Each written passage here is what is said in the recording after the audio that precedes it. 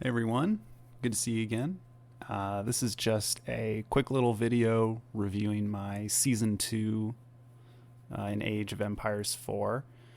We're going to see how we did in the ranks for Season 2. If you're seeing this right now, I'm probably busy playing uh, the new patch that's been released with the two new civilizations, all these changes, the naval rework, new maps coming out. So figured this video could be a good way to buy myself some time while I uh, get some videos for you. So let's take a look at how I did in Season 2 and give a little bit of a recap of it.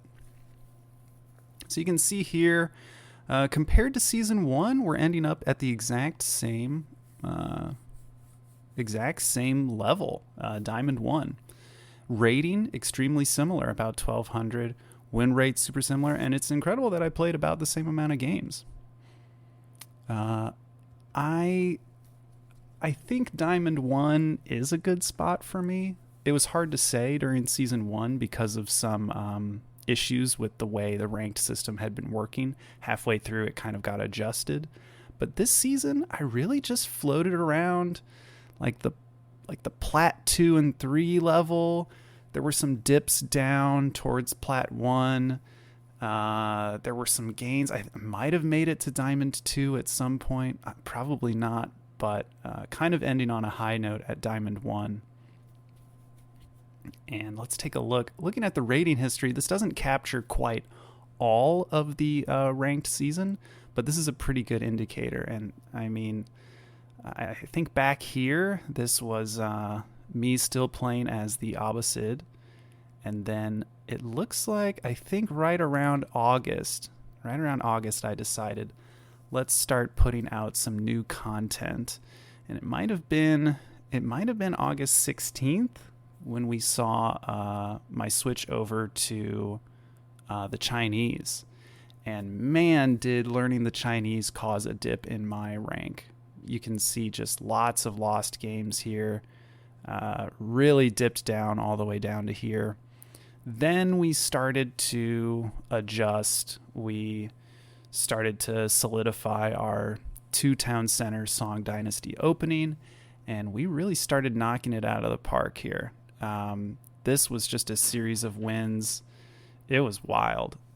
We just kept winning. This was clearly our high point with 1281. Wow. Very high ranked right there. And then this was the honeymoon. I was just gone, not playing for a long time. Come back, little rusty, drop in the ranked, and then I had some good matches right at the end, which you've probably just watched if you've been keeping up with the channel. And that kind of bumped me back up to Diamond 1, and then the season ended. So it was kind of a roller coaster. I like that we tried out a new civilization, or I shouldn't say a new civilization. I mean, I should say a different civilization. Now there literally are some new civilizations. But yeah, we had a bit of a dip, and I'm glad we did that early in the season. It kind of gave us time to figure out how we wanted to play them. Let's take a look at our solo ranked matches. And I believe this includes everything from the previous seasons as well. That's why you see such a big game count with the Abbasid.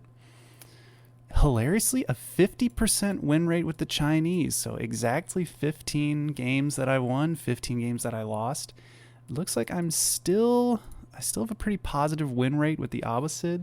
Apparently, I lost one game as the Holy Roman Empire and never looked back. English, few games here. I think I might be playing English a bit in the next season. Even though there are some new civilizations, I'm just noticing a lot of greedy players still thinking that there's going to be a window of opportunity to make an early second town center, and I really want to use those English longbowmen to punish them for that. And I've played as English before. I like them as a civilization. Alternatively, I could play as the French. Kind of had a similar result with them, but 5 games is a pretty thin, not a very good indicator of how good I am with them. And if we look at game length, really we can only look at the opposite and the Chinese here. We should probably ignore these other lines, so we should just focus on the orange and the black lines. It looks like with the opposite, I perform very well up to that 30-minute mark, better than the Chinese, but Chinese late game seems to just be stronger in general. I don't really think, I mean, if you've watched some of those games where I took on the Holy Roman Empire in the Imperial Age, I don't think the opposite could have kept up in those games. But overall, I think you can see from this trend line, the longer the game goes, the more advantage I have, regardless of what civilization I play. And that truly, if I'm going to lose the game, it's going to be in the first 20 minutes. So if I post a short video, you probably know the outcome. Let's check out how I fare versus civilizations. Let's see.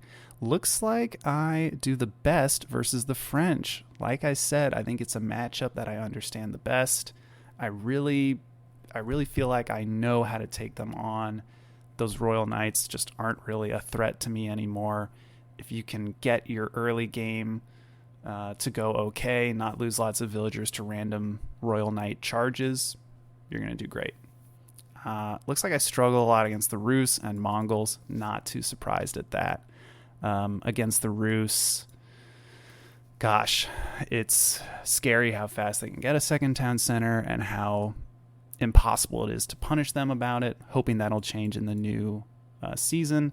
And as for Mongols, it's because they attack early, and if I just don't survive, if I don't survive that early game, it's just over. Not really enough games to talk about China, Delhi, or Abbasid, but there you go. Maps, hard to say here, but let's look at these higher counts. Dry Arabia, I do okay on. Looks like I do really well on Hill and Dale. That's interesting. It's a map that is truly meant for a late game playstyle, so it's cool that I'm doing well on that map in particular. Really helps reinforce the idea that I win when games go long, these macro-oriented games. Matchups.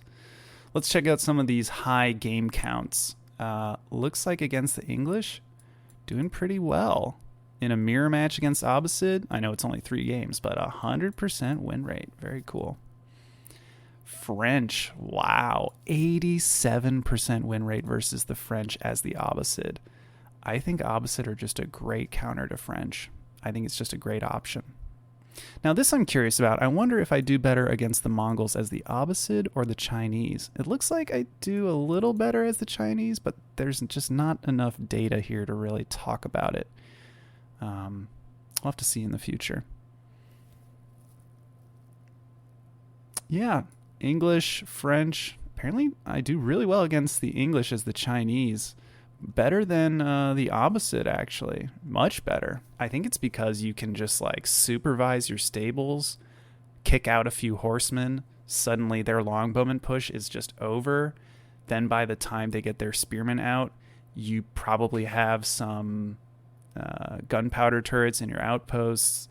You can stay defensive, or you just maybe make it to the Song Dynasty, and now you've got Zhuge Nu, who can trade with those spearmen well. I don't know. Chinese just do well. Rest of these, I don't think there's really enough data to talk about. Anyway, that's how we did. It was a good season.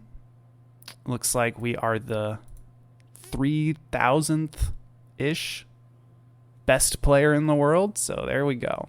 Most played civs, Abbasid, and Chinese. I think we're going to try out more of the English in the next season. Hope you'll tune in for that next season. I think I'm just going to play English in the beginning of the season, just so that we don't deal with a lot of mirror matches against the Malians and the Ottomans. Also so that we can maybe observe our opponents, see what Ottoman and Malian builds they go for. And then maybe as the season goes on, I'll switch over to one of those civilizations and we'll see how far we can get. but I suspect we're going to see a lot of them out on the ranked ladder. Anyway, it was a good season. Looking forward to the next one. Hope you'll join me for it. Catch you next time.